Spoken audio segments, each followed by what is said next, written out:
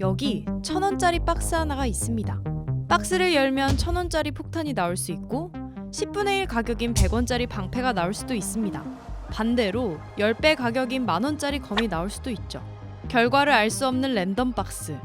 이 박스의 이름은 확률형 아이템. 오랜 시간 게임 업계에서 사용된 시스템입니다.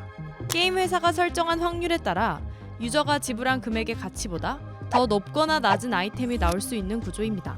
유저들은 일종의 투자를 통해 좋은 아이템을 얻을 수 있고 게임사는 그 투자금으로 수익을 내게 됩니다. 현재 한국에는 게임 이용 자체는 무료로 제공하지만 그 안에 확률형 아이템을 도입해 수익을 올리는 회사가 많습니다. 3N이라 불리는 국내 대형 게임사 NC소프트, 넥슨, 넷마블도 여기에 해당하죠. 지금은 이제 유럽이나 일본이나 미국이나 이런 데서는 월정액제에 대한 어떤 비즈니스 모델이 굉장히 확고하게 자리를 잡고 있는데, 그런데 국내에는 그런 비즈니스 모델이 아예 없어요. 그런데 최근 이 확률형 아이템이 너무 많은 금액이 소모된다, 선을 넘었다는 비판을 받고 있습니다. 이러한 비판이 나오게 된 배경을 알기 위해선 살짝 과거로 돌아가야 합니다. 과거에 PC 기반의 온라인 게임일 때도 이런 어떤 아이템들이 있었습니다. 그때는 이제 확률형 아이템이라기보다도 장식용 아이템, 기능성 아이템 이렇게 부르기도 했었습니다. 모바일 게임에 들어서면서 특히 NC소프트가 리니지 M과 리니지 2M이라는 리니지를 기반으로 한 모바일 게임을 출시하면서 모바일 게임 하나의 매출이 1조를 기록하는 놀라운 사태가 발생을 했거든요. 리니지라는 유명한 IP와 페이 투 윈 시스템의 결합이 어마어마한 수익으로 이어진 겁니다.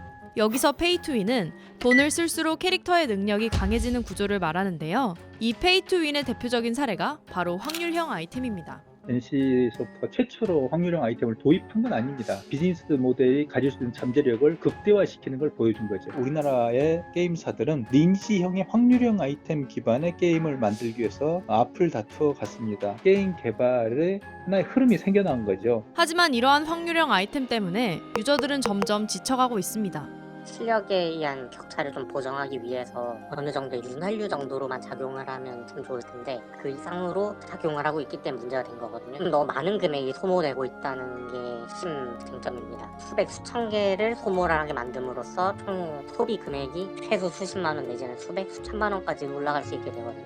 다시 1,000원짜리 박스로 돌아왔습니다. 만원짜리 검이 0.0001%의 확률, 즉 1000분의 1 확률로 나온다면 여러분은 이 박스를 구매하시겠습니까? 굳이 그 검이 필요 없다면 구매하지 않겠지만, 만약 그 검이 내 능력을 키우는데 꼭 필요하고 그 검은 박스를 통해서만 나온다고 한다면 박스를 구매할지에 대한 고민은 이전보다 커질 것입니다.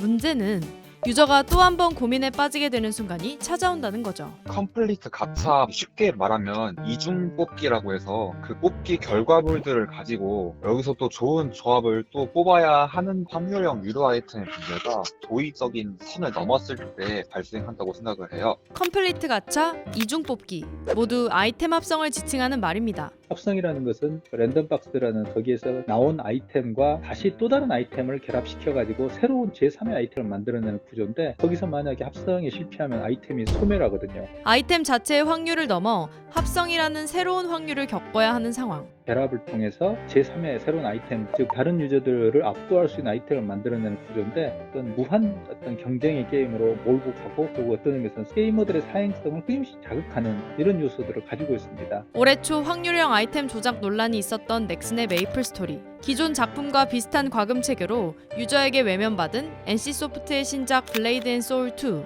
게임 회사들은 저마다 기존의 서비스를 개선하겠다는 의지를 밝혔지만 유저들의 마음을 되돌리기에는 조금 부족해 보입니다. 더 큰 문제들은 게임사들이 신뢰를 좀 많이 잃기 시작했다는 거예요. 좀 더 콘텐츠에 집중을 하는 비즈니스 모델을 만들어야 되는데, 진화하는 게이머들만큼이나 게임 회사들도 그거에 맞는 세련되고 진화한 게임 시스템으로 보답을 못하니까. 한국 게임이 지향해야 될 것은 두 가지 포인트입니다. 첫째는 확률형 아이템 이외의 다른 어떤 비즈니스 모델을 이제 탐색하고 시험할 단계에 와 있다는 점. 두 번째는 참신하고 좋은 게임, 그리고 정말 게임을 할 때 플레이어들이 즐거울 수 있는 그런 게임을 만들어야 된다는 과제들이 있습니다. 게임사도 결국에는 저희 유저들처럼 게임이 좋아서 만들어진 하나의 집단이다 보니까 더 이상 이렇게 과도한 과금 유도보다는 게임 그 단어 자체로 함께 즐거운 경험을 가지고 함께 나가면 어떨까. 이 박스 박스를 어떻게 열게 할 것인가에 대한 고민보다